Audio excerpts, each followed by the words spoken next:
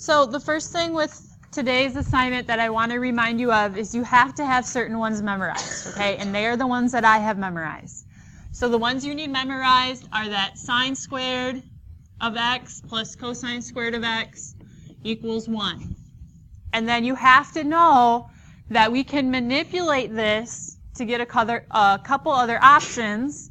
So for example, if we subtract cosine squared, that means sine squared of x equals 1 minus cosine squared of x, correct? And it can be that negative sine squared of x equals negative 1 plus cosine squared of x. Yep, that you can change the sign on everything. Okay? You also need to know that secant of x is 1 over cosine of x. Well, that's a bad cosine. That cosecant of x, ooh, I am not spelling well today. Cosecant of x equals 1 over sine of x. That tan of x equals sine of x over cosine of x. And cotangent of x equals cosine of x over sine of x. Okay? You have to have memorized the ones I know.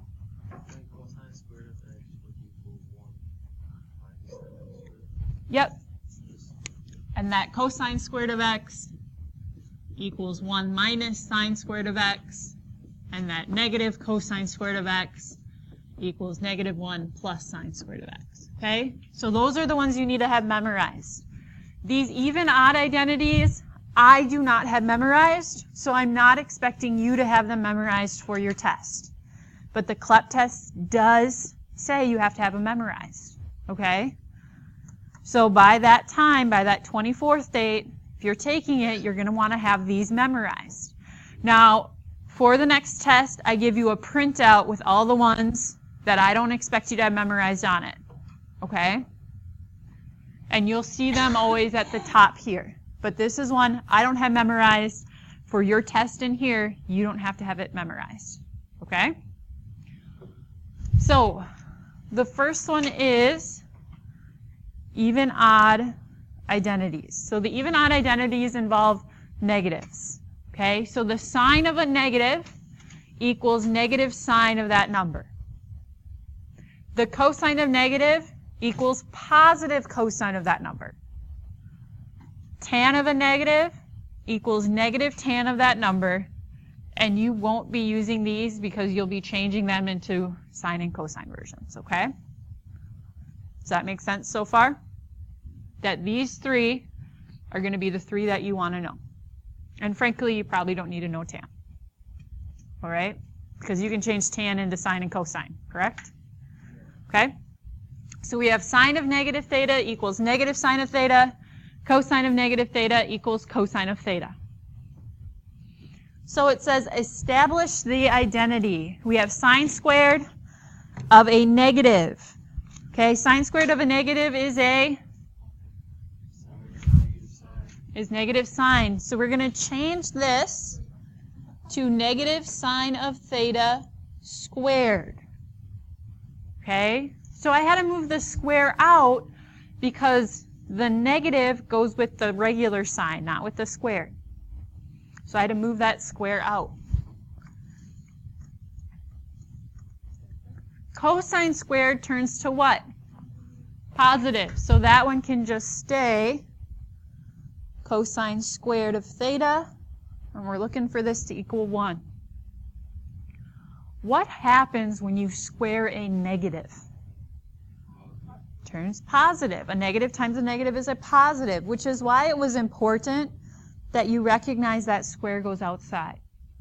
Because a negative times a negative is a positive, so we can change that. And now, isn't this side one of our identities? Sine squared plus cosine squared equals 1, so 1 equals 1, and we're done. Okay?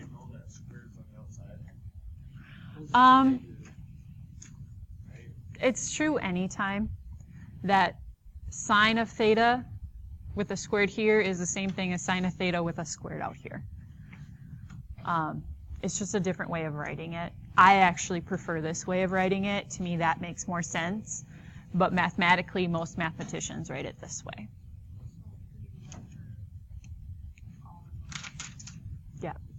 Yep. It'll never be anything where you'll have to deal with it. Exactly. All right. So then we have this going on. Okay. So we got to change to the left-hand side. It says that we have sine squared of negative theta minus cosine squared of negative theta over sine of negative theta minus cosine of negative theta. Okay?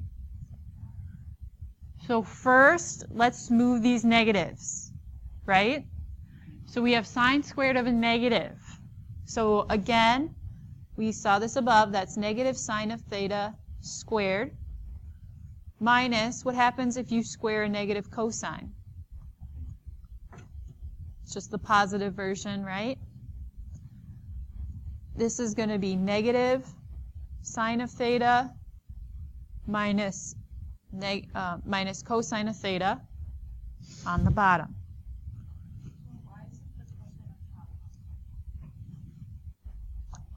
Here? Because it had a minus in between. It's kind of like why this one's a minus here, because we just carried the sign down. And then this part is the positive cosine piece. Okay? Why is at the end the sign? This one? Yeah. Because it's a negative here. The negative, when it comes to sign, comes out front. Yep. Okay? Yep. So this one will turn positive. I just haven't changed it yet. Other questions? All right. So like I said, that first one is going to turn positive. So this is going to be sine squared of theta minus cosine squared of theta over, and do you guys see how both of these are negative?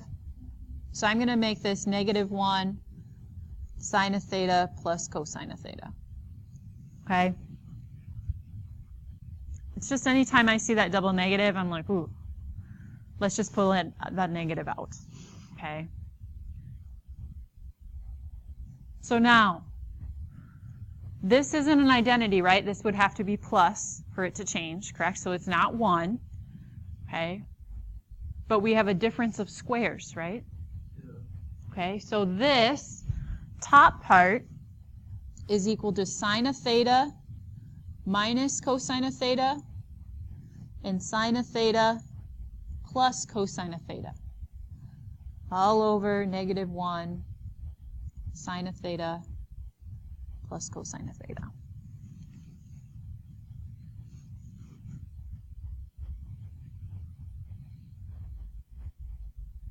And so when you see a minus here, just because I saw a minus here, that's how I knew the difference of squares was going to happen.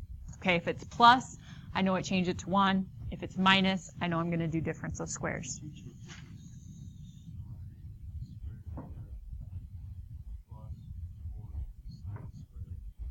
Yeah, you could change this. You're thinking could change that to that or that. You could, but I see I have cosine left over here, so I know I need to leave my cosines alone because cosine has to happen somewhere. Versus if this was all sines, then I'd be like, ooh, I shouldn't have any cosines, so I need to change it. Yeah.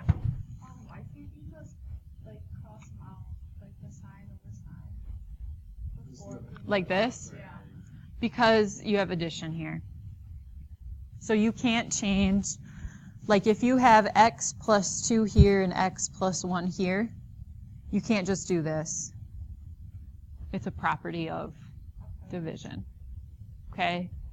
So you can't just cancel, you can't just do like a this and a this because of that subtraction and addition. Okay?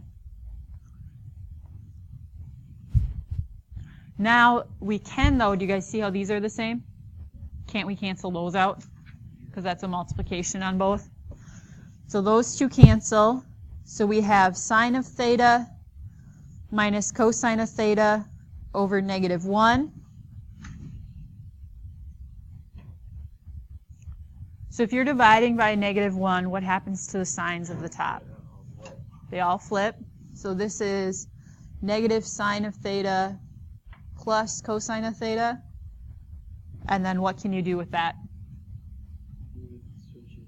switcheroo, which is the commutative property, and then you can just switch the order.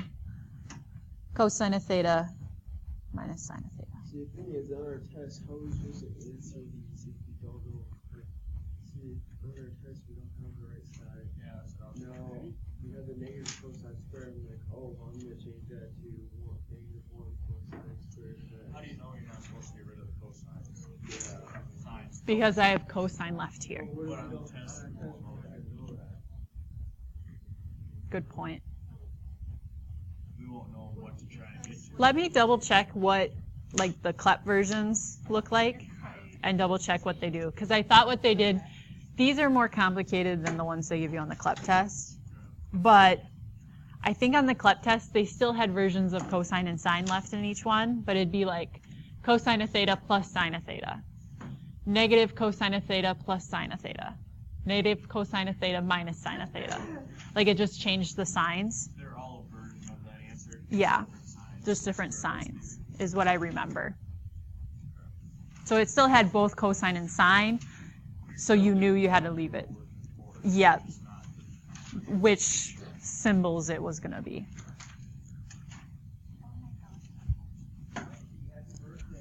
All right. There's your assignment.